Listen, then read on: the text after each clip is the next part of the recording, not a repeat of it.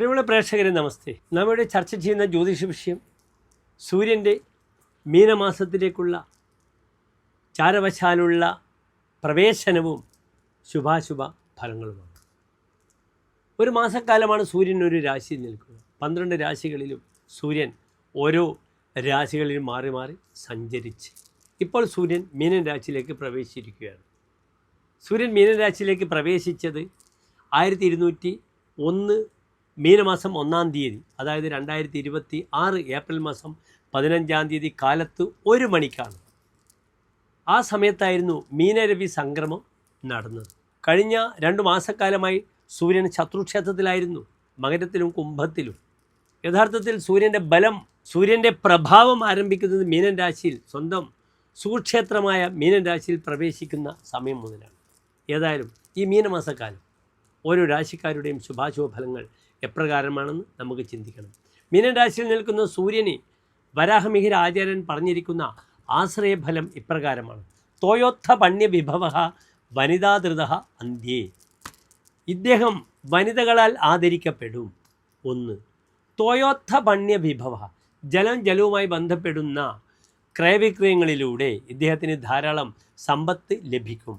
അതിനാൽ ഈ മീനമാസം എന്ത് വന്നാലും ഗൾഫിൽ ഇന്ന് നേരിടുന്ന, മിഡിൽ ഈസ്റ്റിൽ നേരിടുന്ന ഇറാൻ അമേരിക്ക യുദ്ധത്തിലൊക്കെ തന്നെ ഒരു തീരുമാനം, വെള്ളത്തിലൂടെയുള്ള ചരക്ക് ഗതാഗതം അല്ലെങ്കിൽ ഓയിൽ റിഫൈനറിയുമായി ബന്ധപ്പെടുന്ന വിഷയത്തിലൊക്കെ തന്നെ തീരുമാനങ്ങൾ ഉണ്ടാകാൻ പര്യാപ്തമാകും ഈ മീനമാസത്തിലെ സൂര്യനെന്ന് നമുക്ക് പ്രാർത്ഥിക്കാം.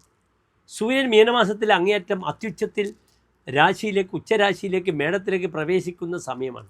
അതിനാൽ മീനത്തിൽ സൂര്യന് വളരെയധികം പ്രാധാന്യമുണ്ട്. സൂര്യൻ ചുട്ടുപൊള്ളുന്നൊരു ഗ്രഹമാണ്. അതിനാൽ തൻ്റെ പരിസരത്തിനെ മുഴുവനും എന്ത് ചെയ്യും? തൻ്റെ രശ്മികളാൽ സൂര്യൻ അങ്ങേയറ്റം എന്ത് ചെയ്യും? പീഡിപ്പിക്കും. സൂര്യാതാപം ഏൽക്കേണ്ട സമയമാണ്.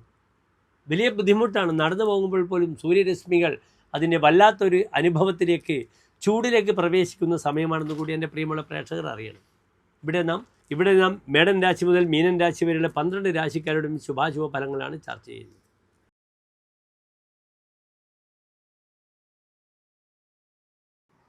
അവിട്ട നക്ഷത്രത്തിൻ്റെ അവസാനത്തെ 30 നാഴിക, ചതയം പുരൂരുട്ടാതി നക്ഷത്രത്തിൻ്റെ ആദ്യത്തെ 45 നാഴിക വരുന്ന 2 നക്ഷത്ര സമൂഹം.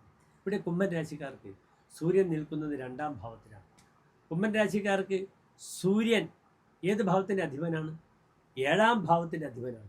അവരുടെ ദാമ്പത്യം, അവരുടെ യാത്ര, ഇതുമായി ബന്ധപ്പെടുന്ന ഗ്രഹമാണ് സൂര്യൻ. കഴിഞ്ഞ 2 മാസക്കാലം സൂര്യൻ മകരത്തിലും കുംഭത്തിലുമായിരുന്നു.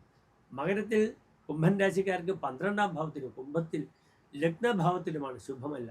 അതിൽ നിന്നും എത്രയോ നല്ലതാണ് 2-ാം ഭാവത്തിൽ വ്യാഴക്ഷേത്രത്തിൽ നിൽക്കുന്ന സൂര്യൻ എന്ന് അറിയുന്നു.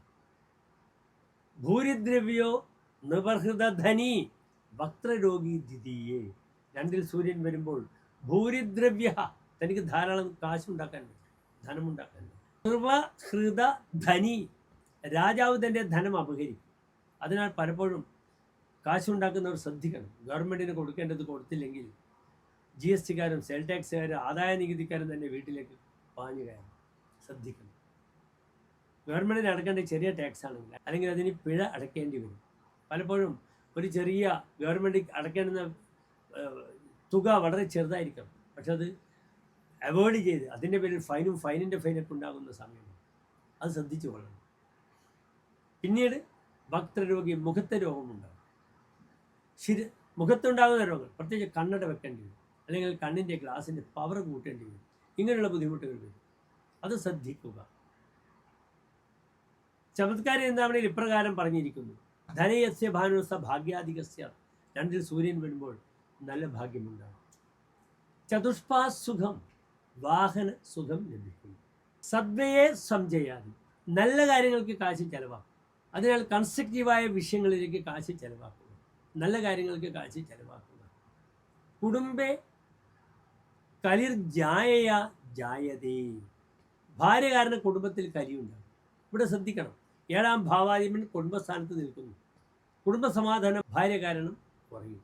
പലപ്പോഴും ഭാര്യമാർ വയലൻ്റ് ആകുന്ന മാസമാണ്. അതിനാൽ വീട്ടിലുള്ള ഗാർഹികമായ അന്തരീക്ഷം പലപ്പോഴും നശിച്ചു പോകാം. അമ്മായിയമ്മ, മരുമക്കൾ പോര്, അല്ലെങ്കിൽ നാത്തൂൻ പോര്, ഇതൊക്കെ വരുന്ന സമയമാണ്. അത് തന്നെയൊക്കെ അങ്ങേയറ്റം മാനസിക പ്രശ്നങ്ങൾ ഉണ്ടാക്കാം. ഭാര്യ കാരണം ക്രിയാനിഷ്ഫലായാതി ലാഭച്ഛേദവും, താൻ കണക്ക് കൂട്ടുന്ന പല ലാഭങ്ങളും അവസാന സമയത്ത് പാളിപ്പോകും, അത് നഷ്ടത്തിലേക്ക് കലാശിക്കും. ക്രിയാനിഷ്ഫലായാതി, ഫലം കൈവിട്ടു പോകുന്നു.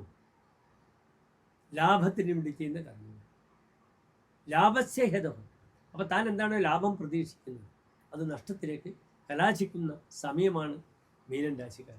ഇവിടെ ധർമ്മദേവ സങ്കേതങ്ങളിൽ പ്രീതി നടത്തുക, ഭാര്യ ഭർത്താക്കന്മാർ നിർബന്ധമായി ഐക്യമത്യ പുഷ്പാഞ്ജലി ചെയ്യണം, ഐക്യമത്യ അർച്ചന ചെയ്ത് തങ്ങളുടെ ദാമ്പത്യ ദൃഢത ഈ ഒരു മാസക്കാലം ഉണ്ടാക്കണം.